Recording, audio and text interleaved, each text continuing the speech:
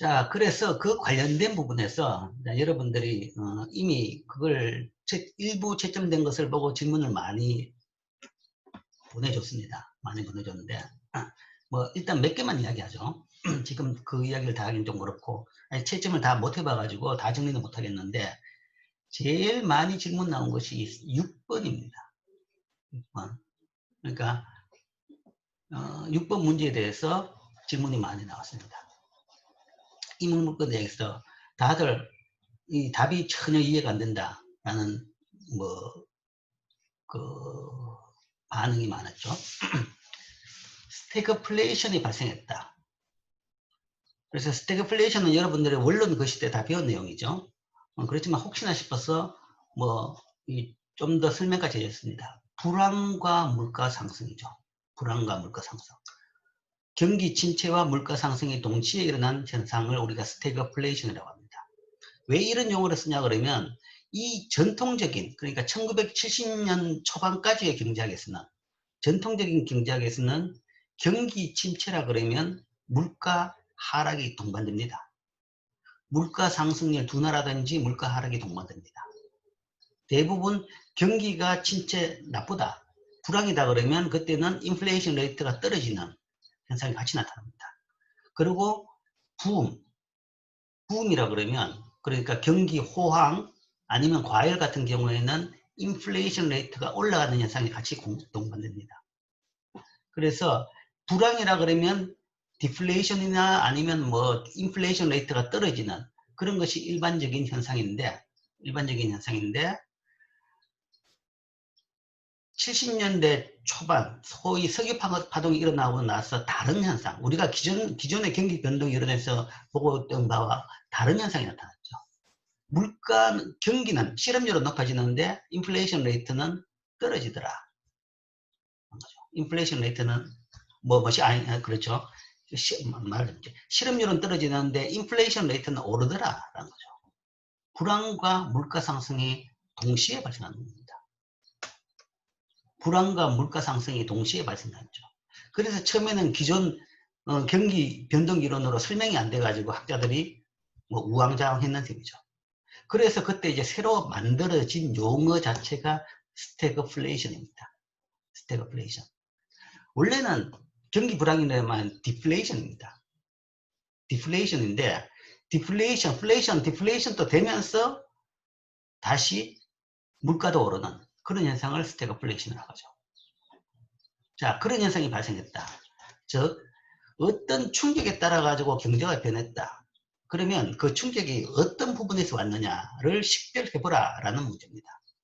6번 문제도 그렇고 그 다음에 11번 문제도 그렇습니다. 경기가 침체에 빠지고 이자를 하락했다. 이런 현상이 발생했으면 소위 어떤 그래프로 봤을 때 어떤 그래프에서 어떤 이동이 발생했느냐를 식별해보라 라는 문제입니다. 그러니까 6번 같은 경우에는 소위 물가하고 소위 경기, 그러니까 Y죠, 그죠? Y하고 두 개를 나타내는 그래프를 통해 가지고 이 문제를 식별해야 되겠죠. 그럼 이 문제의 식별은 사실은 이거죠. 여기는 없나? 여기는 껐다. 자, 그러면 봅시다.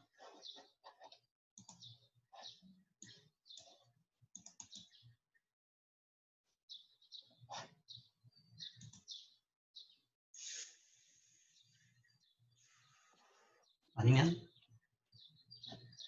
이걸 할까?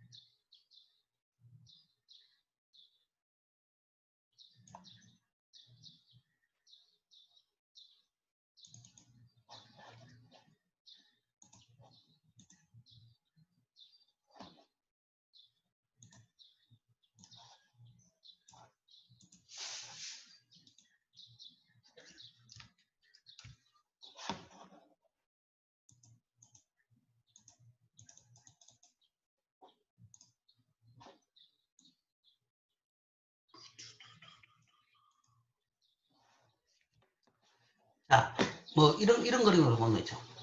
아, 이건 아니구나. 이건 아니고.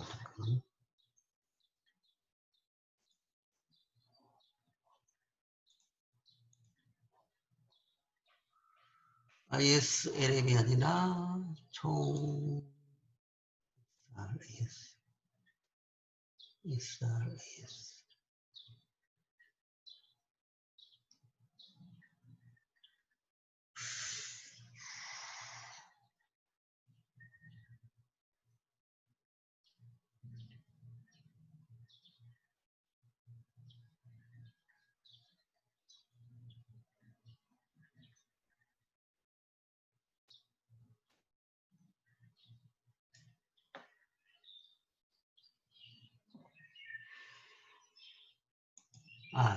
애매하네.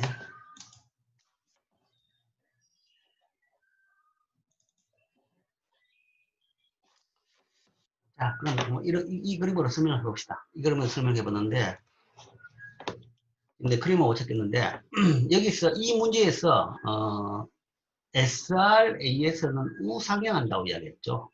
SRAS는 우상향한다고 이야기했습니다. 그래서 이거는 이제 초단기죠.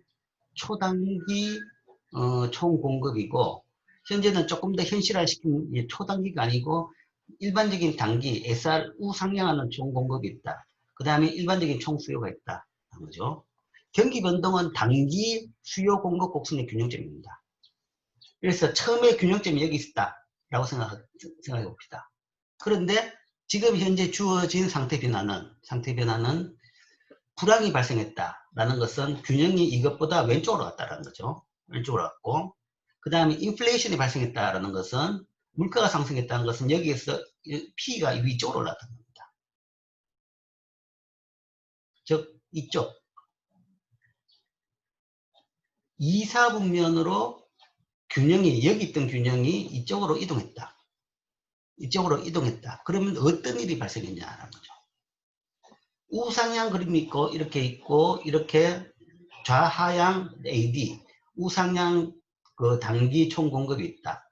여기에서 균형이 이 점에서 이 왼쪽으로 갔다. 그런 일이 발생한 것은 그런 일이 어떻게 발생했느냐라는 이야기입니다. 그러니까 물가가 불황이 발생했고 물가도 같이 올랐다. 그렇다 그러면 그런 경우에는 어떤 커브에서 이동이 발생했느냐? 단기 공급 곡선이 좌측으로 이동한 거죠.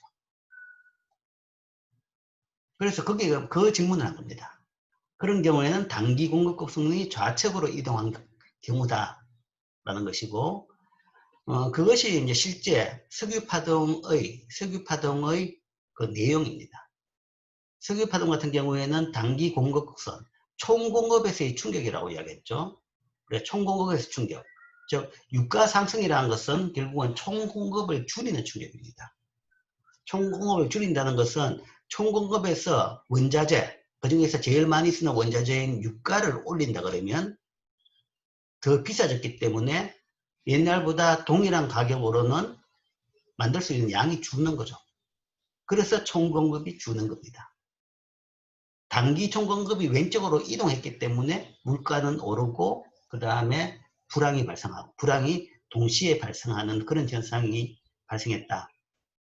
이야기고, 그렇다 그러면 역으로 우리가 소위 물가하고 Y 데이터를 이용해 가지고 그럼 이게 어떤 부분에서 문제가 생겼느냐 보면 역으로 돌아가 보면 총공급이 줄었다. 즉 왼쪽으로 이동했다. 라는 것을 찾아보라 라는 문제입니다. 그래서 이 문제의 답은 당연히 6번 문제의 답은 단기 총공급이 좌측으로 이동한 것이 답이 되는 문제입니다. 3번 같은 경우. 자, 이게 거의 많은 사람이 틀렸고, 그 다음에 또 하나 문제가 이제 또 많은 사람이 틀린 게, 자, 또 이거죠. 이것도 뭐 지금 현실에 대한 이야기입니다. 지금 현실에 대한 이야기죠. 원유 국제 가격이 하락했다. 원유 국제 가격이 하락하면 어떤 일이 생기느냐에 대한 질문이죠. 원유의 국제 가격이 하락했다. 뭐 그렇게 국제 가격이 하락하니까 수입액이 감소했다. 국제 유가가 떨어지면 우리나라 입장에서는 수입 양은 늘어납니다. 물건이 싸지면 소비는 늘어나죠. 그러니까 유가가 떨어지면 석유 소비량은 늘어납니다. 늘어나지만 그 다음에 수입액은 줍니다. 가격이 떨어졌기 때문에 느는 것보다는 가격 떨어진 게 더 큰 거죠. 그래서 수입액은 주는데 그러나 수입양은 늡니다. 그러니까 가격 곱하기 양으로 따져가지고 수입액은 감소하죠. 자, 이 현상에 대한 설명입니다. 이 현상에 대한 설명인데 변동 완전을 채택하는 먼델 플레밍 모형을 가지고 설명해보라 라는 건데 뭐 쉽게 결론적으로 이야기하면 이거는 무역 정책의 결과하고 정확하게 동일합니다. 무역 정책의 결과하고. 자, 이거는 자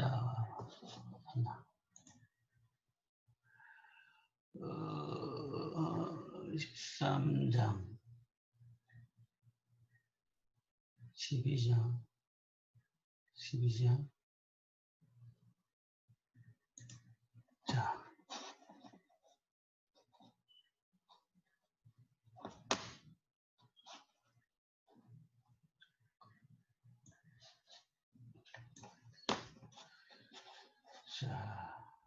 이걸 보면 자 다시 한번 힘들합시다.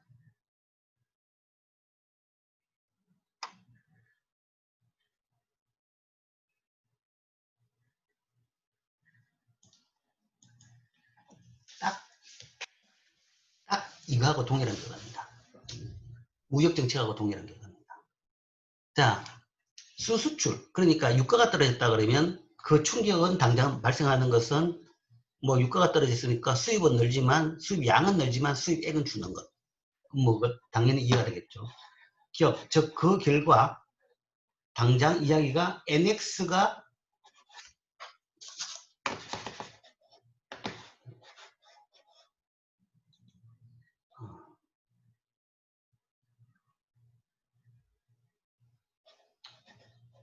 마우스가 좀 이상하다.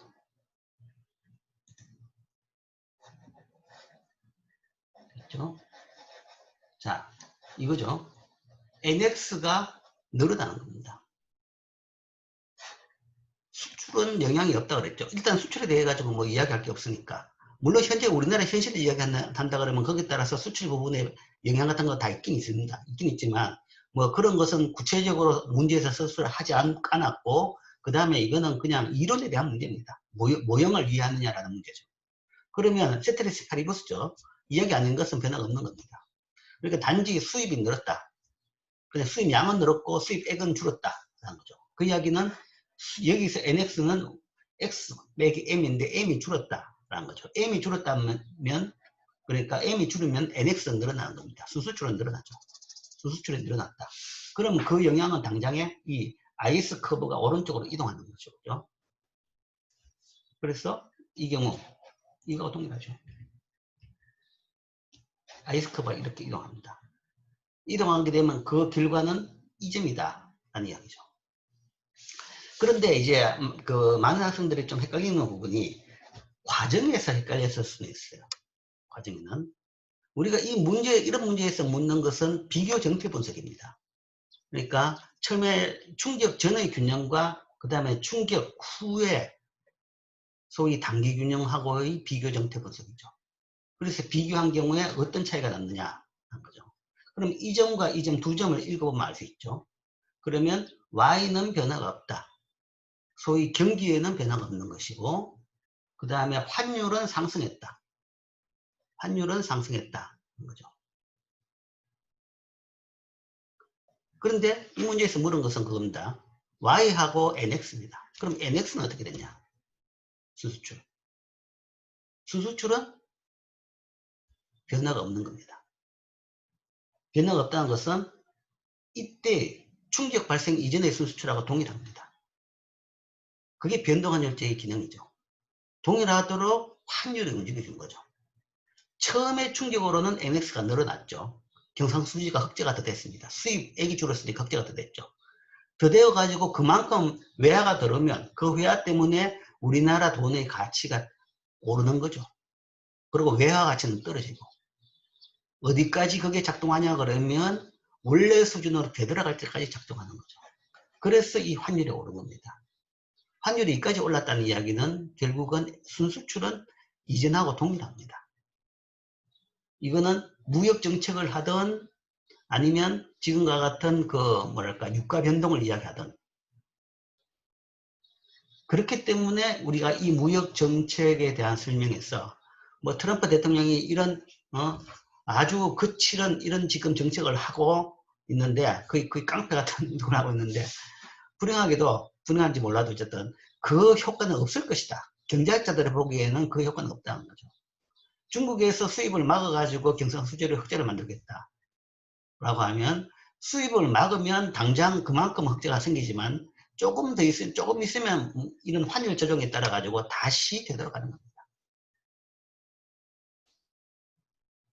그거는 인위적으로 할 수 있던 게 아니라는 이야기죠. 그게 지금 나타나고 있는 겁니다. 나타나고 있는 것이, 최근에 보면 위에나 환율이 오르고 있죠. 뭐 7.2, 7.3까지 올라간다라는 이야기를 하죠. 그거는 지금 이 환율이 오르고 있는 겁니다. 미국으로 봐가지고 이 환율이, 미국에서는 대중국 환율이 이렇게 오르고 있는 셈이죠. 그래서 결국은 경상수지는 다시 원래 원점으로 가는 겁니다. 과정을 이해해보면, 과정에서 보면 여러분들이 조금 더 이제 헷갈린 부분이 뭔지 찾아낼 수 있을 겁니다. 과정을 보면 이렇게 됩니다. 처음에 이렇게 됐다가 당장 유가 상승이 발생했다. 그러면 단기 균형은 여기에서 여기로 가게 됩니다. 요점으로 가죠. 그러니까 수입이 줄게 되면 이 IS 커브가 오른쪽으로 이동하고, 그 다음에 현재 환율이 2원 수준 그대로다 그러면 그때는 단기 균형이 이 점이 됩니다. 이 점에서 균형이 이루어진 거죠. 그래서 처음에는 이 점으로 갔다가 이 점 자체가 이런 갭 때문에 환율이 오르죠. 올라서 여기서 쭉 이걸 타고 가가지고 이까지 환율이 오르게 되는 거죠. 요 점 자체가 일반적으로 많이 생각하는 경상수지가 소위 호전이 되어 있는 상태입니다. 그러니까 유가가 오르면 당장의 수입액이 줄어가지고 경상수지는 흑자가 늘어난다 라고 이야기했죠. 그럼 이 상태는, 요점에서는 경상수지는 흑자인 상태입니다. NX가. 그러니까 수출은 그대로인데 수입이 줄었다. 수입 액수가 줄었기 때문에 흑자가 되는 상태인 거죠. 그래서 이 점하고 비교할 때 이 점에 비해 가지고 경상수지가 훨씬 더 큰 점입니다. NX가 큰 점이죠. 그래서 여기까지 가지고 NX가 확 늘었다가 그 다음에 점점 환율이 오름에 따라서 NX가 줄어들죠. 줄어드는데 어디까지 가느냐 그러면 이까지 이까지 가격 조정이 발생합니다. 환율이랑 가격 조정이 발생하죠. 가격 조정이 다 된 이 상태는 결국은 원래 유가 변동 이전하고 경상수지가 달라진 게 없는 똑같은 상태로 되돌아간다는 것이 충격에 대한 먼델 플레밍 모형의 설명입니다. 물론 환율이 이렇게 완전히 신축적으로 반응을 한 경우에 되죠. 물론 여기서 여기까지 가는데 시간이 얼마나 걸릴 것이냐, 거기에 대해 가지고는 논쟁이 있을 수는 있겠지만 어쨌든 모형적으로 봐가지고는 그런 의미를 의미합니다. 그래서 이 문제도 여러분들이 많이 틀렸는데 유가 가격이 하락하면 변동환율제 대책하는 먼델 플레밍 모형에서 순수출도 불변이고 균형 국민소득도 불변입니다. 잠시 흑자가 생기긴 했지만 결국은 처음하고는 차이가 없는 상태로 되돌아가는 겁니다. 거의 고전학파적인 시각이죠.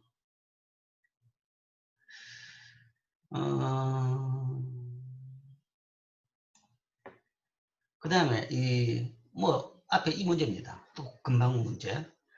변동환율제 먼델 플레밍 모형에서 관세 인상으로 무역정책이 실시가 된다 그러면 그때는 IS 커브가 우측으로 이동한 경우죠. IS 커브가 우측으로 이동했고 이건 문제 없고, 그 다음에 10번 문제도 많이 틀린 것 같은데, 이 문제에서 관세 정책의 결과 순수출과 소득에는 어떤 변화가 발생했느냐. 뭐 이것도 동일하죠. 수술주가 소득에는 결국은 둘 다 변화가 없다. 자, 이게 문델 플리밍 모형의 이야기입니다. 뭐 경기는 침체에 빠지고 이자율은 하락했다. 그러면 ISLM 모형이 균형이 이렇게 있죠. 여기에서 균형에서 이자율이 하락하면 떨어졌고, 그 다음에 경기가 침체에 빠졌다. 왼쪽으로 갔다. 그러니까 왼쪽 밑으로 갔다. 이 균형이 왼쪽 밑으로 가려고 그러면 그때는 LN 커브가, 그러니까 왼쪽 밑으로 가려고 그러면 IS 커브가 왼쪽으로 이동하는 거죠. 그래서 IS 커브, 이건 좀 오타네요. 추측이 우측인데 잘못 적었네요. 근데 그 정도는 좀 이해를 해주기 바랍니다. 좌측, 우측은 우측을 오타라고 이해해 주기 바랍니다. 우측 이동이죠. 아, 좌측 이동이죠. IS 커브가 좌측으로 이동인 거죠. 뭐 답이 아니니까 문제는 없네. 자, 그 다음에 또 많이 틀린 게 이 문제입니다. 변동원을제 먼데 플리밍 모형에서 국가 간 이자율 차이가 있는 경우 금융위기 또는 자본도피 등에 따라서 위험 활동이 증가하면 환율과 소득이 어떻게 변하는가? 환율과 소득에 어떤 변화가 발생하는가? 자, 먼데 플리밍 모형에서 소위 국가 위험도가 높아진 경우에 대한 설명이죠. 이것도 교과서에 있는 내용의 그대로, 내용 설명을 그대로 한 건데,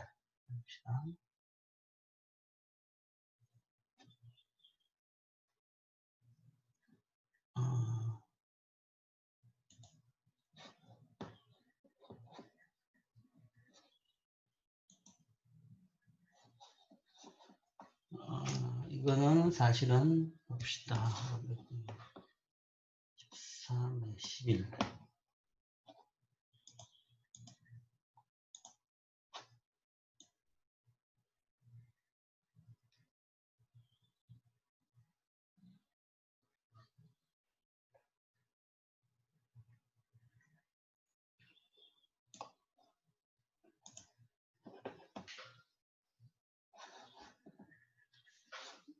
자, 딱딱 이 그림입니다. 이 그림에 대한 질문이죠. 13장의 그림 11번 그림에 대한 설명입니다. 세타 정대의 영향. 세타가 늘어난다 그러면 뭐 두 가지 ISLM에 둘 다 영향을 주죠. 세타가 늘어난다 그러면 뭐 어쨌든 자본 도피가 발생했다. 그러면 이자율이 상승해가지고 세타가 올라가면 이자율이 자국 이자율이 올라가죠. 올라가니까 투자가 줄어든다. 그래서 IS 커브가 왼쪽으로 간다. 그게 하나고. 그 다음에 이에 따라 가지고 LM은 또 우측으로 이동하죠. LM은 우측으로 이동하고. 그래서 그 결과 여기에서 원래 균형 여기에서 이 점으로 간다. 거죠. 즉 환율이 하락하고 소득은 증가한다. 이게 이제 문델 플레밍 모형에서의 결과입니다. 물론 현실하고는 조금 괴리가 생기죠. 이게 전형적으로 금융위기가 발생하는 경우죠. 금융위기가 발생하는 경우인데 금융위기 발생한 나라에서 어떻게 소득이 증가하느냐? 그건 말이 안 되죠. 말이 안 되는데 일단 이 모형은 여기에 대한 문제고 그러면 이거는 이에 대한 설명은 뭐 이렇게 볼 수 있습니다. 그래서 환율은 하락하고 소득은 증가한다. 그런데 이제 이 모형이 현실하고 다르게 나타나는 이유에 대해 가지고 뒤에 설명을 하죠. 뒤에 설명을 하면서 이에 따른 다른 효과까지 영향까지 같이 고려한다 그러면 다시 LM이 왼쪽으로 가기 때문에 소득은 줄어들긴 하죠. 줄어들긴 하지만 이거는 일단 이 문제에 대한 이 현상이 발생하는 것에 대한 질문입니다.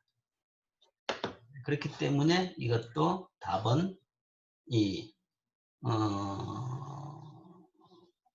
환율은 하락하고 소득은 상승하는 이 3번이 답인 거죠. 자, 그게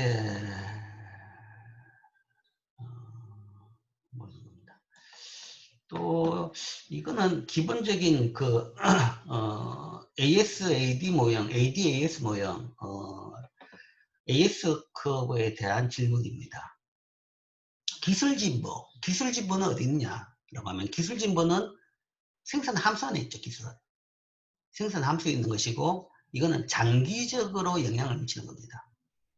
그래서 기술 진보는 항상 장기 총공급을 우측으로 이동시키는 그런 영향이죠. 뭐 큰 재해, 재난, 태풍이나 지진이 발생했다. 그러면 그거는 장기 총공급을 왼쪽으로 이동시키는.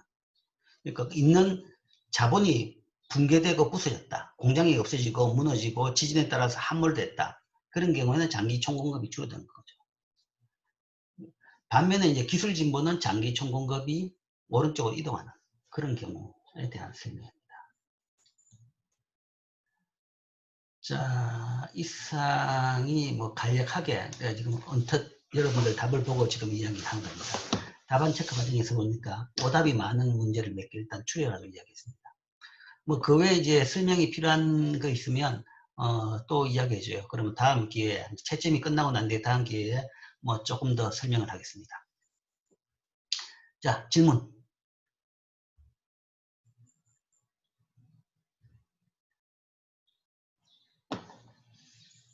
자, 질문이 없으면 오늘 수업으로 넘어가겠습니다. 오늘 수업은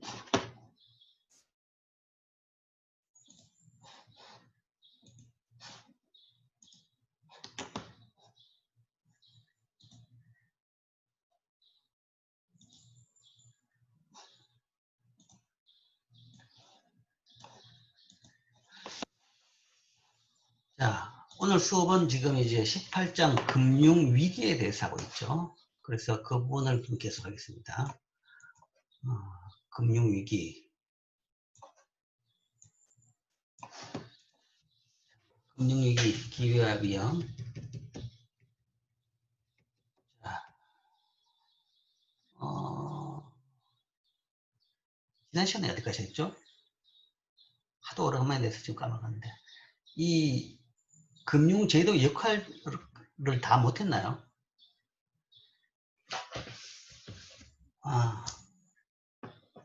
자, 뭐 역할을 그럼 간략하게 다시 한번 이야기하겠습니다. 금융제도 역할이라는 것은 실제 이제 제일 큰 역할은 투자 재원의 조달인 거죠. 투자 재원 조달. 그래서 우리가 국가경제수단 모형을 통해 가지고 소위 금융이 어딨냐라고 했죠. 그러니까 생산 요소 시장 부분. 그러니까 그림에서 이 하단에 있는 생산 요소 시장 부분이 금융 시스템입니다. 그래서 금융 시스템에서 가계가 있는 여유 자금을 돈이 필요한 기업한테 전달해주는, 빌려주는 그 과정이 바로 금융이다. 뭐 금융의 방법은 이제 여러 가지가 있는데 기관을 통한 간접 금융이 있고 아니면 시장을 통한 직접 금융이 있죠. 시장을 통한 직접 금융의 제일 대표 선수로서는 소위 채권 시장과 주식 시장을 들 수 있습니다. 채권 시장에 기업들이 돈 필요한 기업들이 채권을 발행하면 그때는 여윳돈 있는 사람들이 나가서 그 채권을 삼으로써 여윳돈이 기업에 가는 거죠. 그 다음에 주식시장에 개인이 가서 주식을 사면 그 돈이 기업의 한테 또 가는 거죠. 대신에 개인 입장으로서는 이거는 채권이 아니라 소위 그 기업의 권리, 주인이 되는 주인권 권리를 일부 가지게 되는 거죠. 그래서 기업의 소유권은 소위 주식의 n분의 1입니다. 총 발행 주식의 n분의 1이죠. 그래서 그 n분의 1에 뭐 몇 장을 내가 산다라는 셈이 되죠.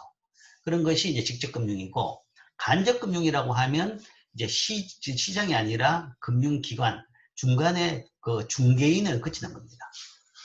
중간에 소위 중개인, 거강꾼이라고 이야기하면 그런 대표적인 중개업자, 거강꾼은 금융기관입니다. 소위 은행부터 시작한 금융기관이 이 간접금융을 중개하는 기능을 하죠.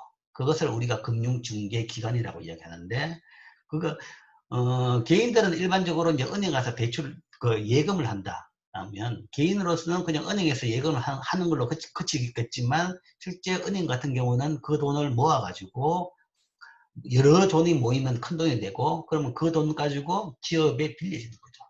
그래서 실제 개인이 은행에 대출, 예금하는 것은 예금을 통해서 기업에 돈을 빌려주는 그 중간 과정입니다. 그래서 그걸 가지고 우리가 간접금융이라고 이야기하죠. 직접 빌려는 주는데 직접 내가 기업에 빌려준 것이 아니라 은행을 금융중개기관을 통해서 간접적으로 빌려준다. 라고 해서 간접금융이라고 합니다.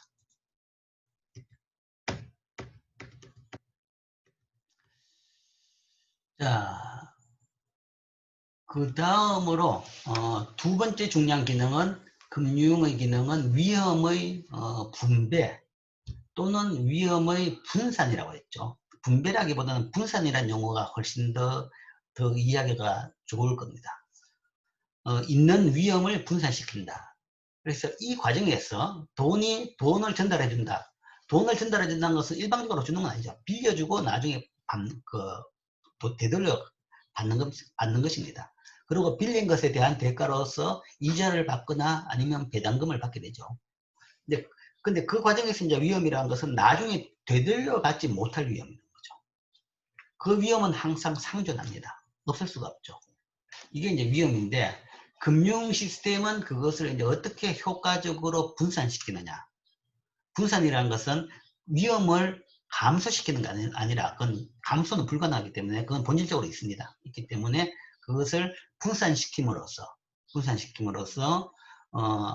데미지가 적게 만들어주는 거죠. 그러면서 지속 가능하게 만들어집니다. 한 번 한 사람이 다 모든 걸 그 위험을 덮어써버리면 그냥 그 사람만 망해버리고, 그럼 그 영역에서의 금융은 다 없어지는 거죠. 그것보다는 조금 적은 데미지가 온다 그러면 그거는 뭐 조금 손실이 따름이니까 계속 할 수 있는 겁니다. 그런 차원에서 위험을 나누어 가지고 적은 위험으로 만드는 뒤에 여러 사람이 가지도록 만드는 겁니다. 그리고 이제 위험이라는 용어는 이제 왜 위험이냐? 많이 발생 안 하기 때문에 위험이란 거죠. 한번 발생한다 그래도 뭐 한순간에 뭔가 하면 뭐 전체 100개가 있었다.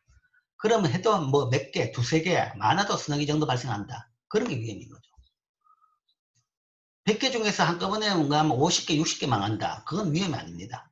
그런 시스템은 그거는 존재할 수가 없고 유지가 안 될 겁니다. 시스템이 갖춰지지가 않은 거죠.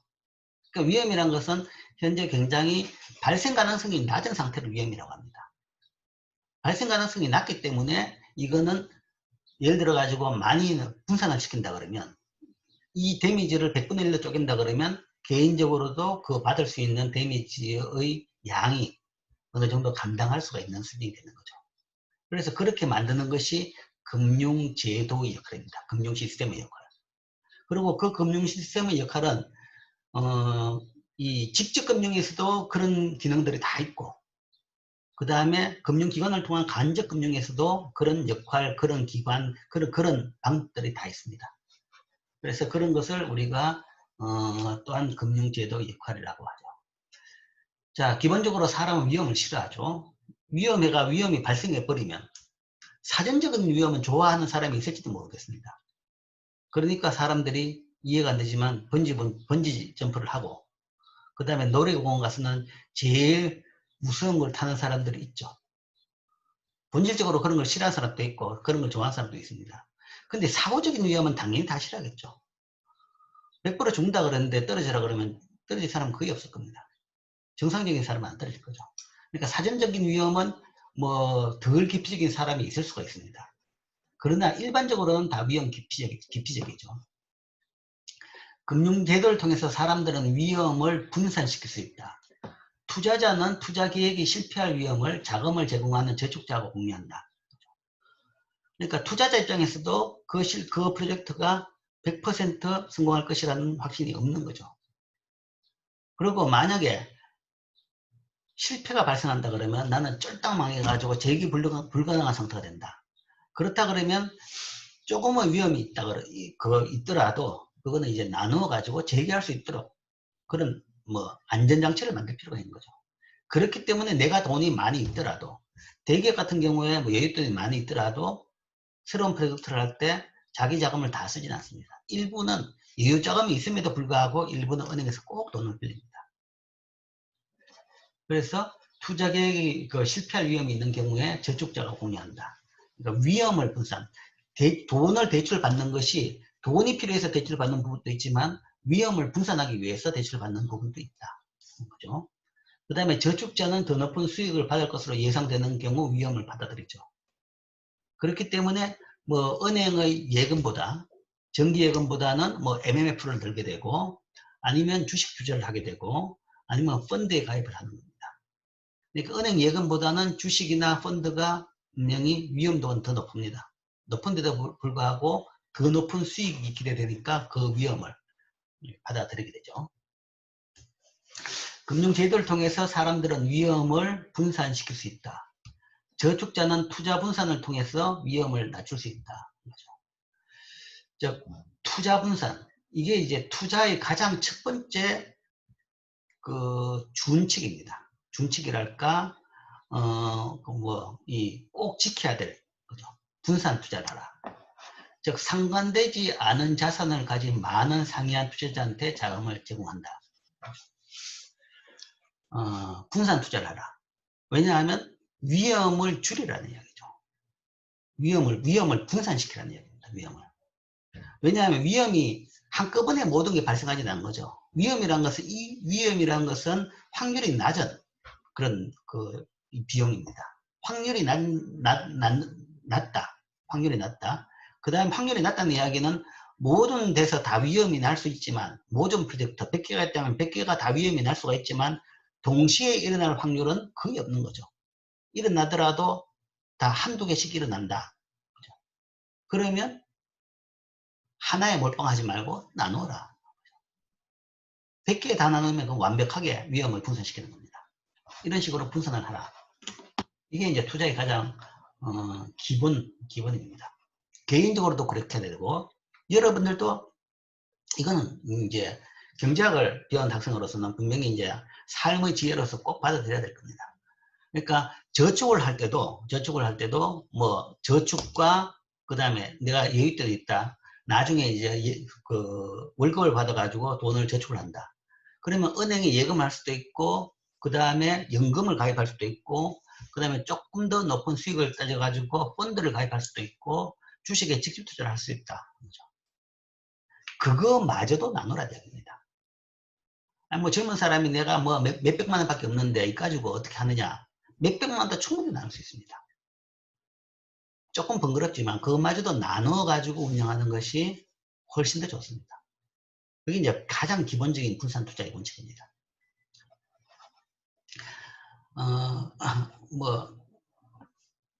한 케이스로 이번에 이제 코로나 사태 때 주가가 많이 폭락을 했죠. 폭락을 해가지고 폭락을 하고 나니까 이제 그때 소위 많은 사람들이 낮은 가격을 보고 이제 많이 투자에 들어갔습니다. 그래서 소위 우리가 뭐 동학 개미 운동이라는 용어를 언론에 많이 등장하고 있죠. 내 조카딸 중에 하나가 진료 중에 하나가 이제 그래가지고 지금 취직해가지고 있는데 경제학을 전공을 했는데 관심을 많이 가지더라고요. 뭐 그러더니만 그러니까 이제 뭐 사전에 이제 투자를 했다가 조금 뭐 이번에 좀 실패를 보고 그러다가 이제 이렇게 떨어진 걸 보고 기회다 싶어가 들어가겠다라고 이야기를 해요. 그래서 이 친구는 그래도 경작을 해놔가지고 뭐 여러 가지 일반 사람보다는 조금 더 다양하게 알고 있어가지고 국내 투자가 아니라 외국 주식을 미국 주식을 투자를 하더라고요. 그리고 옛날에는 애플을 투자를 했고 이번에는 딱 보니까 그래도 어느 날 카톡에 올렸는데 있는 돈 없는 돈 다 끌어가지고 카니발과 그 다음에 뭐라더라 델타 항공에 투자하겠다 라고 해요. 그러니까 지금 코로나 사태 때 제일 많이 떨어진 것이 관광산업입니다. 관광산업. 그 중에서 소위 그 카니발이라 그러면 그거죠. 그러니까 그걸 뭐라 그러나요? 배. 그러니까 지금 현재 뭐 아예 육지에다가 사람들이 올라오지도 못하도록 사람들이 바다에 지금 뛰어가지고 돌고 있는 그 호화 유람선입니다. 그것이 이제 좀 어느 정도 재산이 있는 사람들이 진짜 만년을 즐기는 수단으로 많이 활용했죠. 그래서 고급 여행이 이제 호화 유람선이었는데 그 산업이 지금 거의 완전히 괴멸된 상태입니다. 완전 깊이 사람들이 다 기피한 정도고 학을 띄게 된 거죠. 그래서 그 회사는 거의 기술적으로 지금 다 부도가 났습니다. 거의 다 부도가 난 상태인데 그 이야기는 주가는 뭐 폭락돼 있죠. 카니발. 그 다음에 항공사도 비슷하게 지금 많은 항공사들이 지금 영향을 받았습니다. 비행기가 못 뜨니까요. 그래서 거기에 주가가 다 폭락했으니까 이제 거기에 투자를 하겠다라고 카톡에 올렸던데, 그래서 그냥 내가 원칙적으로 분산 투자를 하라. 원칙이 분산 투자인데 그냥 올려놨죠. 투자의 원칙이 분산 투자인데 라고 하는데, 그래서 이제 누가 이야기가 분산 잘했네. 배하고 비행기하고. 그러니까 배하고 비행기하고 분산을 했는 거죠. 근데 그건 분산이 아닙니다. 배하고 비행기에 분산했다고 그건 분산이 아니고, 그거는 관광산업에 몰빵한 겁니다. 카니발이든 항공이든 그건 다 관광산업이죠. 그러니까 분산하라 그래가지고 두 기업을 분산하면서 사람들이 삼성전자하고 하이닉스에 투자한다. 그러고 분산당한 거죠. 그런 건 분산이 아닙니다. 그거는 한쪽에다가 거의 몰빵인 거죠. 그러니까 분산 투자라는 것은 다른 산업에, 이 산업과 저 산업 다른 산업에 투자하는 거죠. 관광산업에 투자한다 그러면, 아니면 한쪽은 뭐 중공업을 할 수도 있고 IT를 할 수도 있고 아니면 내수산업을 할 수도 있는 거죠. 이런 식으로 분산 투자를 하라는 거죠. 그러니까 이 배하고 비행기에 다 투자해가지고 분산 투자를 했다는 것은 그건 전혀 분산 투자가 아닙니다. 어쨌든 위험을 낮추는 분산 투자는 그런 의미라는 거죠. 산업이 다른 산업에, 아니면 다른 나라에 하더라도 산업은 다르게 해야 됩니다. 동일한 산업에 다른 나라 한다고 해가지고 분산이 안 됩니다. 지금은 전 세계가 너무나 세계화되어 있어가지고 같이 움직이죠. 그러니까 관광산업에 투자했다 그러면 미국에 투자했던, 유럽에 투자했던, 한국에 투자했던 지금 다 그냥 거의 뭐 굉장히 피를 보고 있는 겁니다. 그러니까 나라보다는 지금 현재는 산업에 대한 분산이 훨씬 더 중요한 편입니다. 그런 의미의 분산 투자. 그걸 통해 가지고 위험을 낮추는 겁니다. 위험 총량은 똑같습니다. 동시에 발생할 위험을 낮추는 거죠. 동시에 발생할 위험을 낮춰가지고 투자가 완전히 종료되는 것을 막는 거죠. 그것이 이제 금융제도의 하나의 역할입니다. 자, 금융 시스템의 역할, 첫 번째로, 그러니까, 투자 재원의 제달. 두 번째가 이제 위험의 분산이다. 저축자는 투자 분산을 통해서 위험을 낮출 수 있다. 그렇죠? 상관되지 않은 자산을 가진 많은 상이한 투자자한테 자금을 제공한다. 이 상관되지 않은이라는 이야기는 산업별로 나누라는 이야기입니다. 같이 위험이 발생하지 않을, 그러니까 산업이 독립적인 산업으로 분산을 시켜서 투자다. 그래서 이건 투자자 입장도 그렇고, 그러니까 투자자 입장도 그렇고, 금융기관, 즉 금융기관 입장에서도 이제 그렇게 투자를 하는 거죠.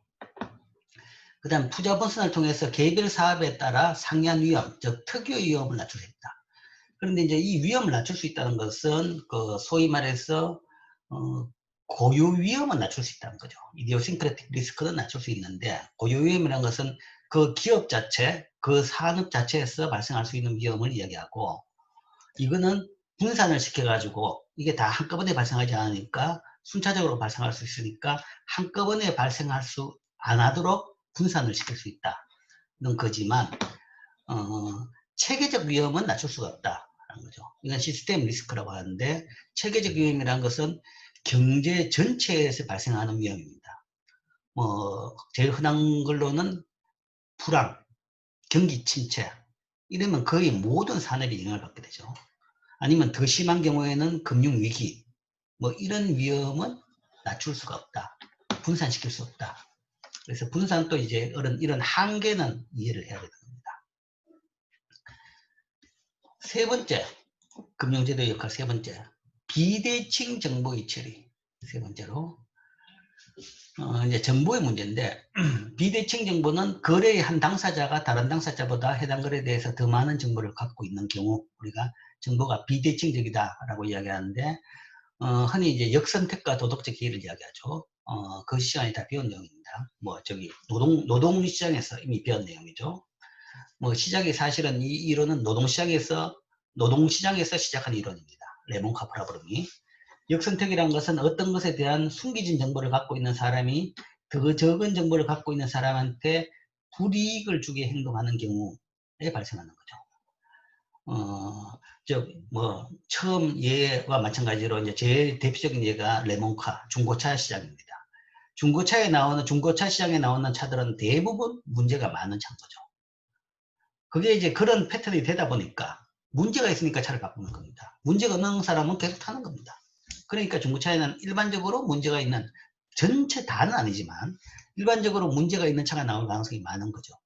그리고 이제 사람들이 그걸 경험하다 보니까 전반적으로 중고차의 시세는 보통 평균적인 차의 시세보다 중고차 시장에서는 그 시세가 낮다는 거죠. 그러니까 점점 멀쩡한 차를 가진 사람은 중고차 시장에다가 안 내놓고 직거래를 한다든지 아는 사람한테 준다든지 그런 식으로 점점 두 물건이 이렇게 분리가 되는 겁니다.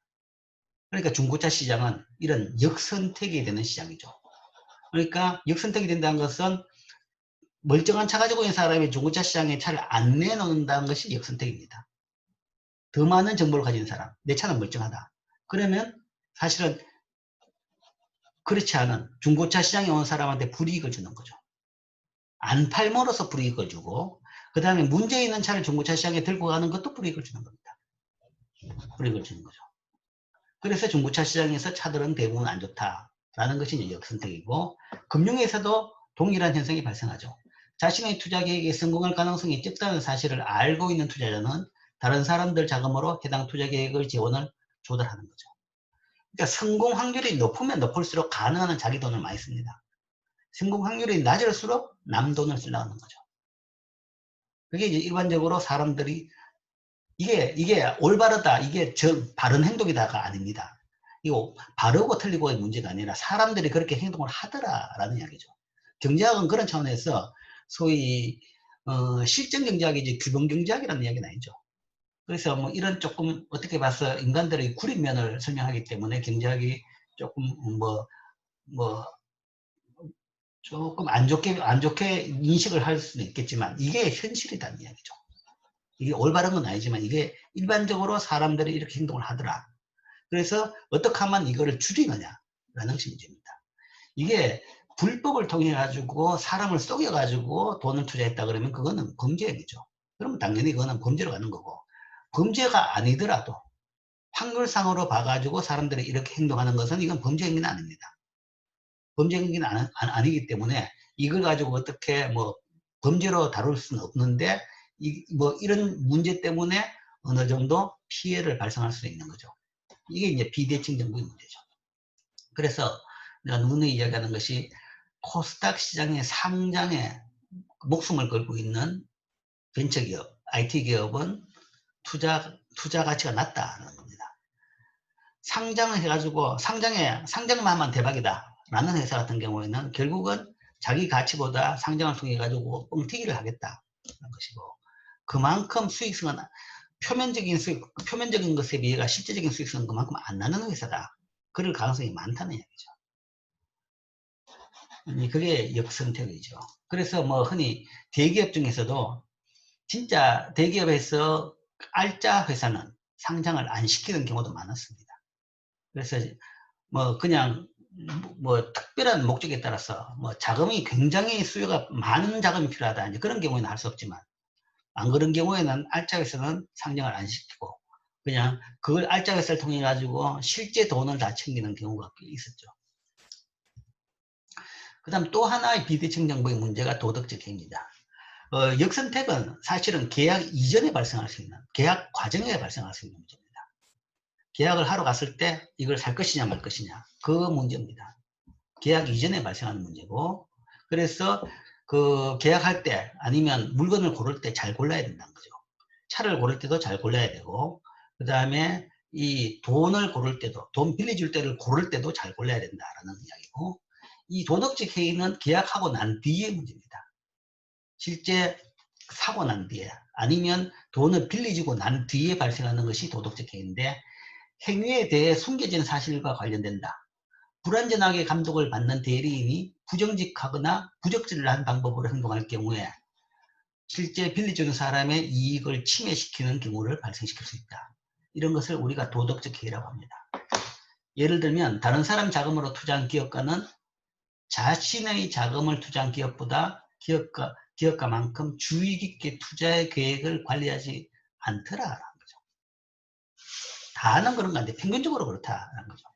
그래서 많은 연구를 해보는데 우리나라에서는 이제 뭐 재벌 경영권 상속 거기에 대해 가지고 비난이 굉장히 많죠.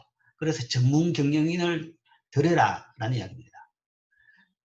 그래서 이제 기업의 역사가 많은 나라, 뭐 미국이나 유럽권에서 한번 연구를 해봤습니다. 많은 기업을 대상으로 연구를 해봤는데, 자, 전문 경영인의 그 경영 성과가 좋냐 나쁘냐에 대해 가지고 조사를 해보니까 전문 경영인이 소위 이 오너보다는 성과가 별로 안 좋더라는 겁니다.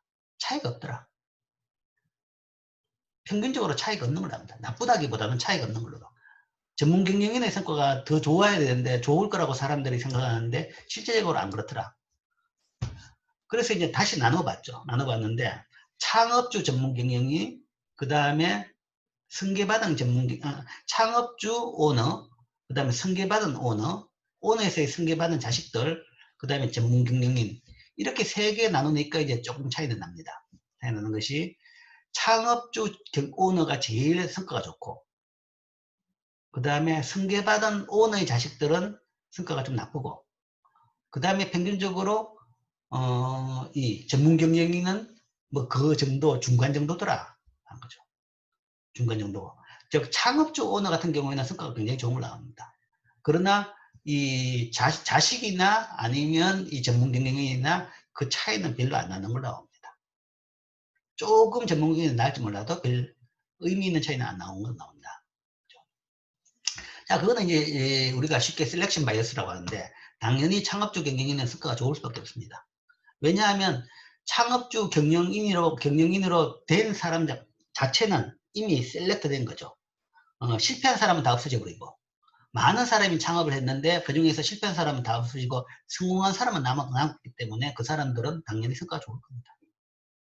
좋을 거고, 그 사람들의 성과라는 것은 전문 경영인의 성과보다 훨씬 더 좋은 겁니다. 그런데 이제 문제는 그걸 승계한 자식은 문제죠.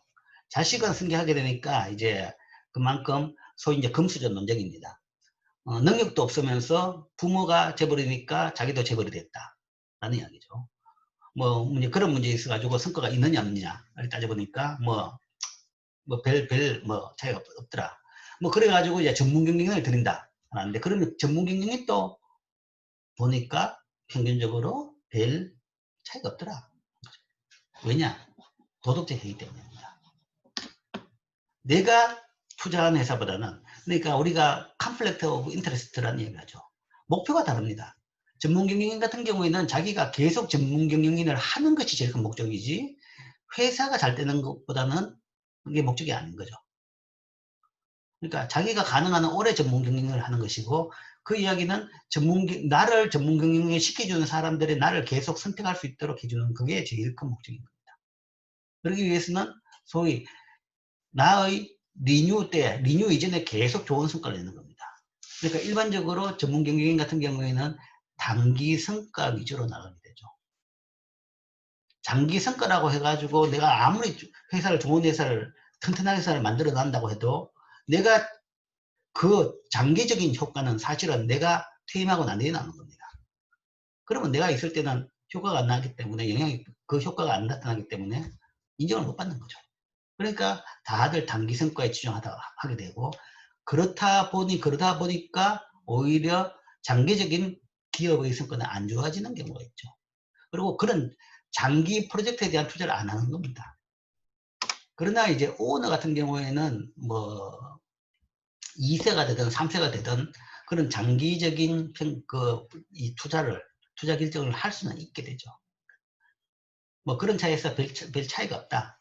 그러니까 전문 경영인이 굉장히 성과가 좋을 것 같은데, 문제는 이 사람이 나빠서 그런 건 절대 아니란 거죠. 아니고, 이거는 분명하게 소위 이 성과 평가 메커니즘이 잘못 작동하기 때문에 그런 겁니다. 물론 이 전문 경영인을 선택하는 어떤 커미티라든지 아니면 사람이 있다. 그 사람이 진짜 이런 부분까지 잘 보고 판단할 수 있는 사람이라면 좋은 전문 경영인을 들여가지고 좋은 성과를 낼 수 있을 겁니다. 근데 이제 그게 평균적으로 힘들더라는 얘기죠. 그러니까 이런 차원에서 도덕적 해이가 많이 발생한다. 즉 자기 돈과 투자한 사람보다는 남 돈과 투자한 사람들이 투자에 대해 가지고 관리를 덜 열심히 하더라. 그것이 일반적인 도덕적 해입니다. 금융 시스템은 이 비대칭 정보의 문제점을 완화시키기 위해 가지고 많은 노력을 하는데, 그렇기 때문에 그런 차원에서 사실은 간접금융이 중요합니다. 금융이 시장화되고, 시장성으로 점점점 확대되고 바뀌는데, 그러다 이제, 금융위기로 이제 다시 이제 좀 움츠러졌죠. 움츠러졌는데, 다시 우리가 되돌아보니까 시장성, 직접 금융 중심으로 시장이 확 커지고 있었는데 결국은 그게 한계가 있더라. 직접 금융은 이런 정보 문제에 있어가지고 그만큼 잘 전문적으로 대처는 못하더라라는 한계도 있습니다.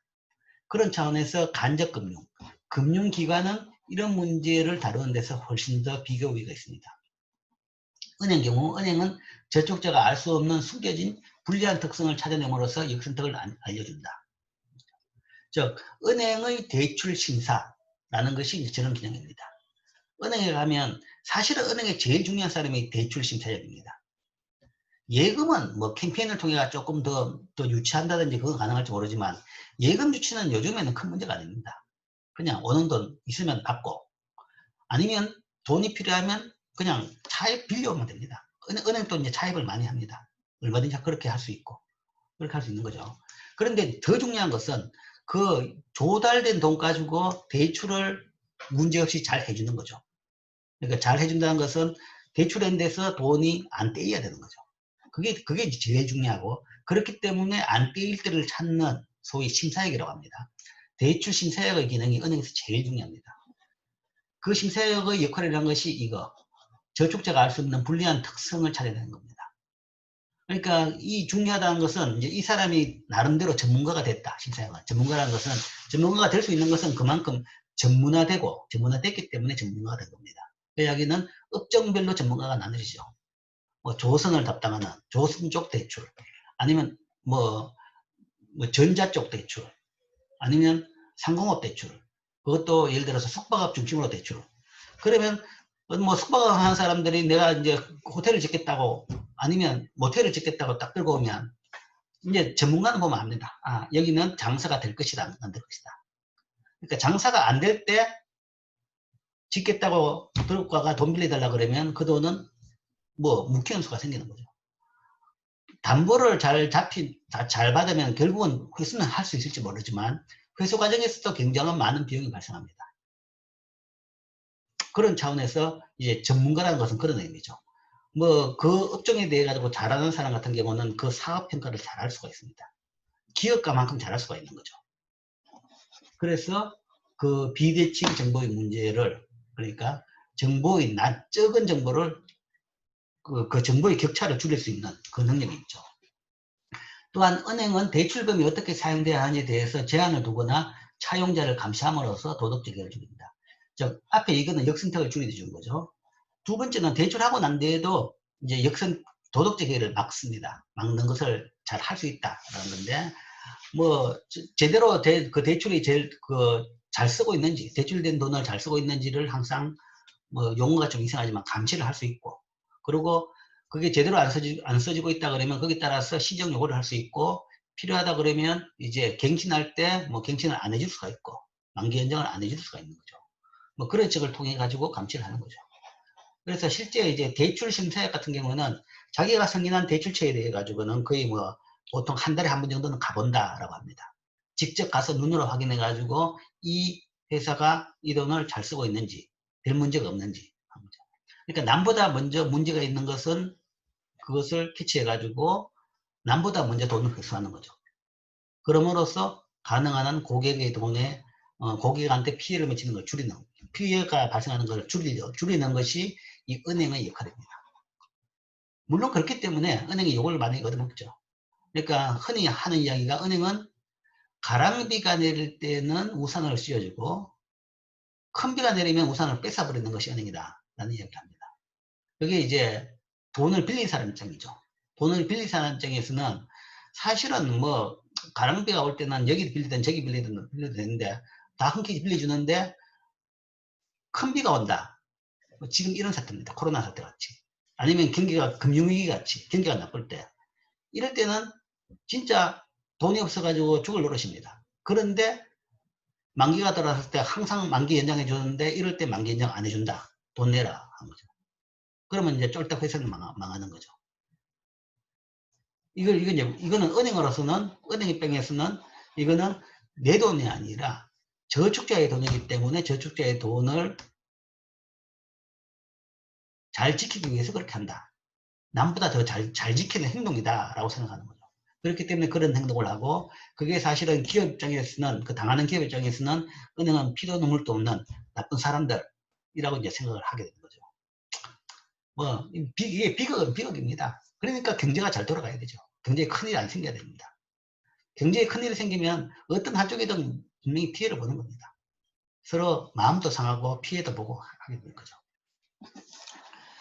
어쨌든 이게 이제 본질적으로 이런 업종에 있는 문제다. 비대칭 정보의 문제. 그 다음에 기관이 이제 이런 것을 줄여줍니다. 물론 이제 금융시장도 그런 걸 줄이는 기능이 있죠.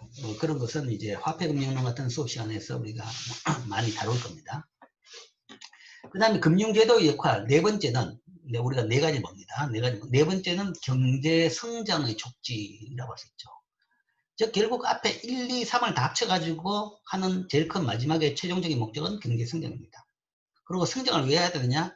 경제가 성장해야지 일자리가 충분히 공급되고 다 잘 사니까.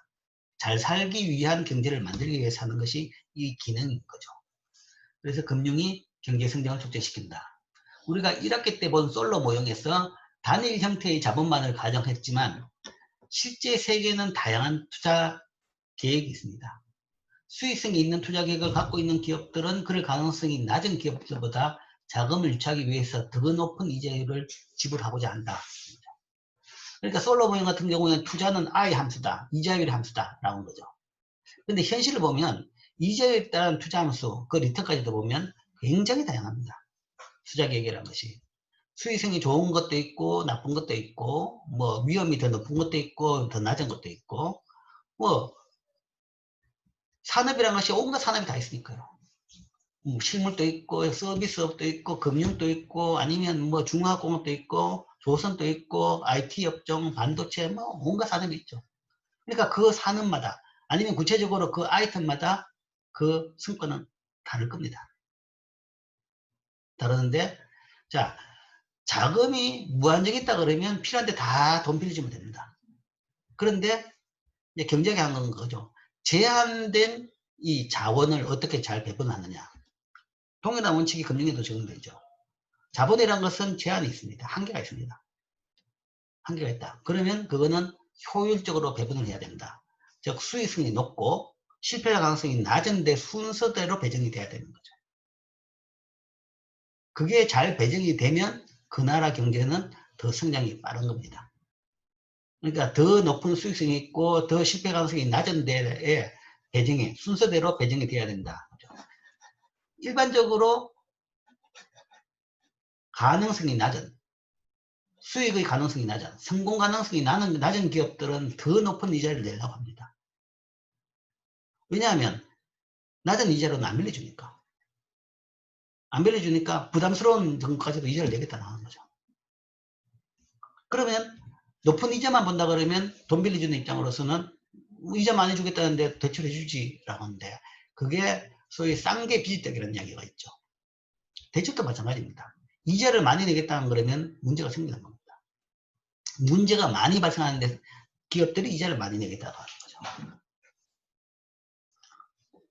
그래서 금융제도는 위험에 비해서 기대 수익이 가장 높은 투자 계획에 자금이 조달되도록 해야 되는 거죠. 그래서 은행 같은 경우에는 나름대로 우리가 제1금융권이라고 이야기하는데 대출에 대해 가지고는 어느 정도 상위 레벨밖에 대출 안 해줍니다. 그러니까 투자 등급이 있다. 예를 들어 가지고 뭐 사람이든 기업이든 10등급으로 나눈다. 그러면 상위 3 내지 4등급까지만 대출해 줍니다. 절반 이하는 대출을 안 해. 절반 이상은 대출을 안 해줍니다. 그러니까 위험도가 높은 것은 아무리 그 소위 잘하면 대박인데 대박이라 그래도 위험도가 높다 그러면 그거는 투자를 안 해줍니다. 대출을 안 해주는 거죠. 그래서 제1금융권 같은 경우는 주로 높은 신용도 아니면 투자 계획 가능성이 높은 기업에 대해서만 투자를 합니다. 그거는 이제 소위 효율적인 투자 개념이죠. 효율적인 투자. 실패 가능성을 낮추기 위해서 이렇게 하는 거죠.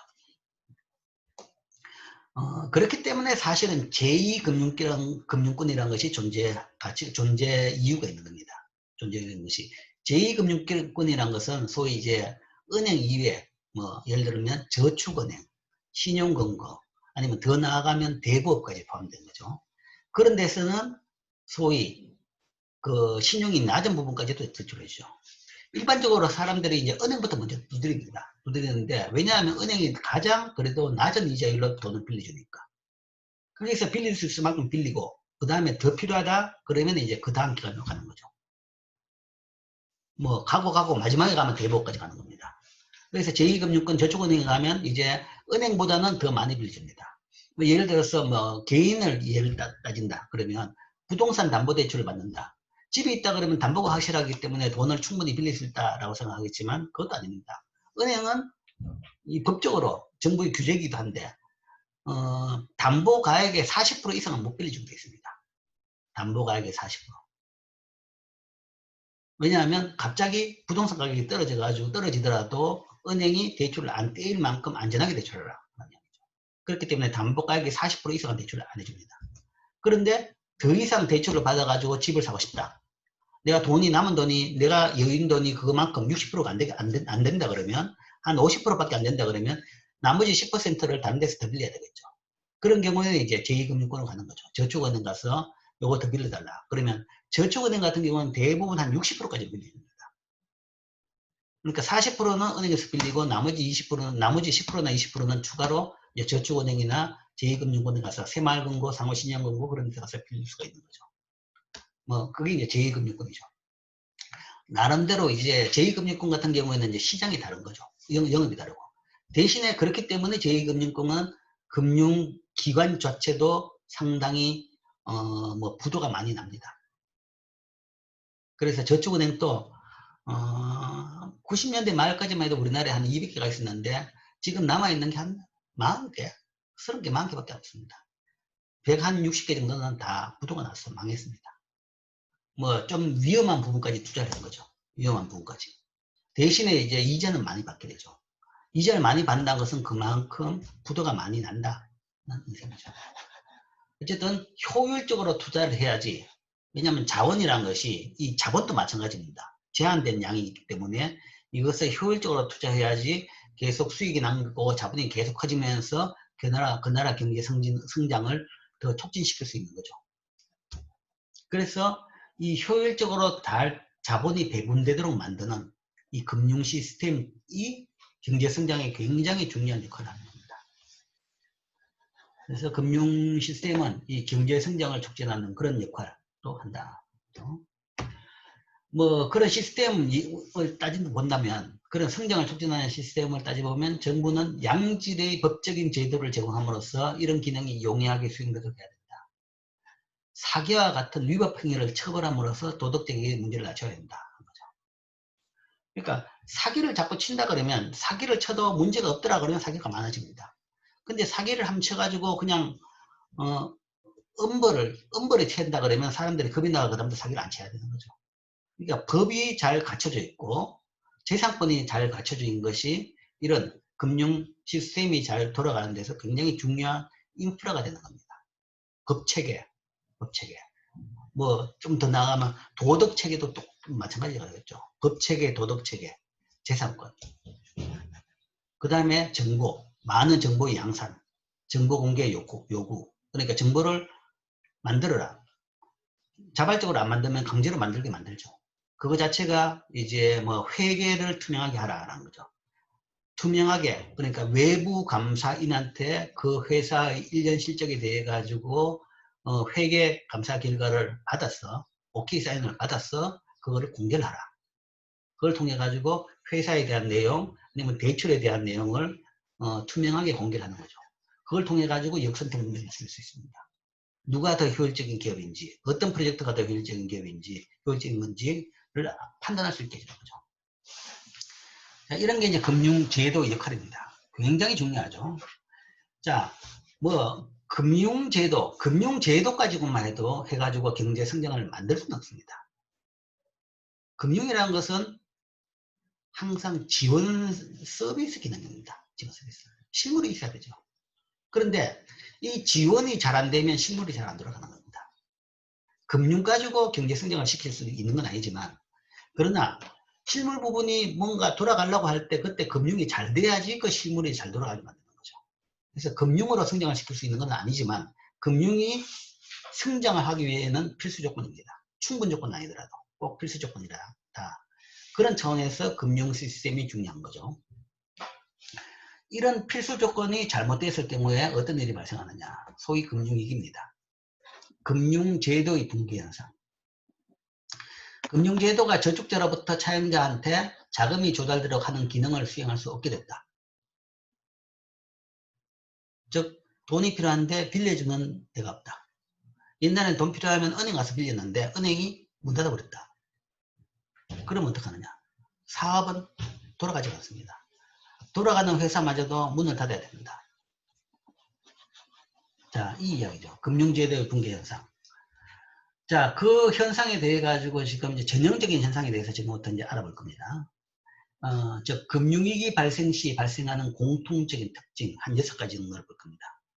자, 금융위기가 발생했다. 금융위기란 것은 지금 이야기한 금융 시스템이 붕괴된 경우입니다.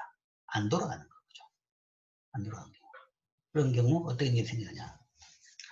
자, 직접적으로 그 금융이 프리즈된, 동결된 경우도 있지만, 이제 그때 보통 같이 발생하는 경제적인 현상까지 같이 보는 거죠. 자, 보통 이런 게 발생한다 그러면, 그때는 사전에 대부분 이런 일이 생깁니다. 거품과 거품이 꺼짐 현상. 자산 가격의 폭등 및 폭락. 자산 가격의 폭등이라는 것은 거품입니다. 자산 가격에 거품이 끼고, 거품이라는 것은 결국은 언젠간 터지죠. 비누방울 거품을 불어보면 자꾸 불면 언젠가 터지는 겁니다. 그러니까 터지는 거죠. 거품이 있기 때문에 터지는 겁니다. 폭락이라는 것은. 왜 갑자기 폭락했느냐? 그거는 폭락이 왜 했냐 문제가 아니고, 폭락했다 그러면 왜 올랐느냐가 문제입니다. 그게 정당하게 아니면 필요에 따라 가지고 시장의 펀더멘탈에 따라 가지고 오를 만큼 올랐느냐? 오를 만큼 올랐다 그러면 안 터집니다. 오를 만큼보다도 더 올랐기 때문에 터지는 겁니다. 그러니까 터지는 것 자체 문제가 아니라 시장은 폭등이죠. 폭등 자체가 원인이었습니다. 뭐 주가가 오르고 부동산 가격이 오르면 주식 가지고 있는 사람이나 부동산 가지고 있는 사람은 좋죠.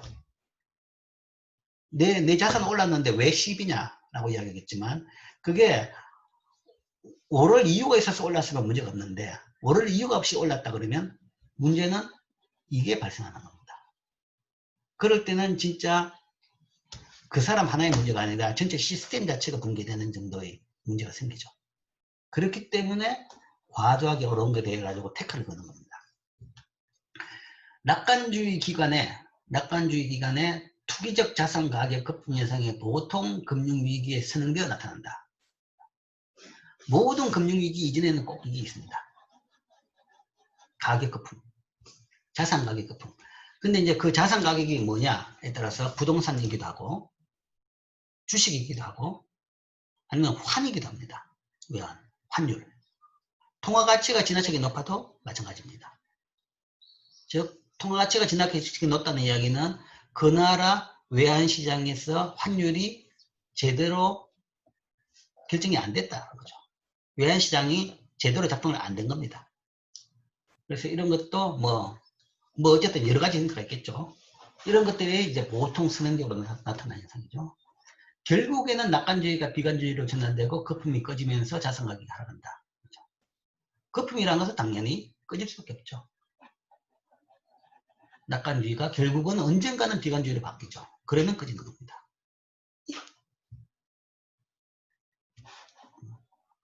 시간이 됐으니까 빨리 끝내라는 이야기인가?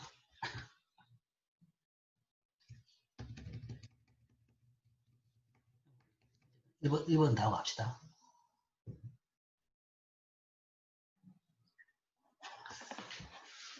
그래서 이제 미국 금융위기 예를 보면 2008년, 2009년에 발생한 금융위기, 소위 서브프라임 모기지발 금융위기라고 하죠. 이때의 이 낙관제 기간에 발생한 자산 가격, 그 자산 가격이 어떤 가격이냐? 주택 가격이었습니다. 현재 우리나라에도 뭐 강남 지역을 비롯해 가지고 부동산 가격에서 문제가 많이 생기고 있죠. 이게 이제 이 투기적 자산 가격 거품, 이때는 주택이었다. 주식이 아니고 주택이었다. 그리고 이 주택 가격은 2006년까지 급등했죠. 했다가 그 뒤에 2009년까지 3년에 거쳐 가지고 30%나 떨어졌습니다. 오를 때는 좋죠. 좋은데 이제 떨어지면 그때는 뭐 가지고 있는 사람이 안 팔 사람이 떨어지는 거야 문제가 없습니다. 그냥 시장 평가 가치로서 좀 떨어질 따름인데 문제는 그게 아니라 그걸 담보로 해가지고 아슬아슬하게 돈 빌린 사람 같은 경우는 조금만 떨어지도 대출에 부실이 생기죠. 그래서 그것 때문에 이게 이렇게 떨어지면서 엄청난 부동산 담보 대출이 부실이 되면서 많은 금융기관들이 붕괴가 됐고, 그 다음에 많은 투자은행들이 붕괴가 됐다. 이게 이제 첫 번째 현상입니다. 그래서 이거는 주택이었는데 뭐 나라마다 다르죠. 뭐 1929년 대공황 같은 경우에는 우리가 뭐 주가 왜 거품인지 몰라도 어쨌든 주가가 폭락했으니까 그러면 주가에서 거품이 있었구나라고 볼 수 있는 거죠. 그 다음에 대부분 그 후진국에서는 소위 외환 보유고가 고갈되는 그런 사태가 발생합니다. 외환 보유고가 고갈된 경우에는 대부분 자국 통화 가치가 거품이 있던 겁니다. 환율이 지나치게 자국 통화 가치가 지나치게 높았던 거죠. 그래서 그게 정상화되면서 보통 이렇게 거품이 꺼지는 거죠. 그래서 이게 이제 첫 번째 현상입니다. 자, 그럼 오늘은 여기까지 하겠습니다.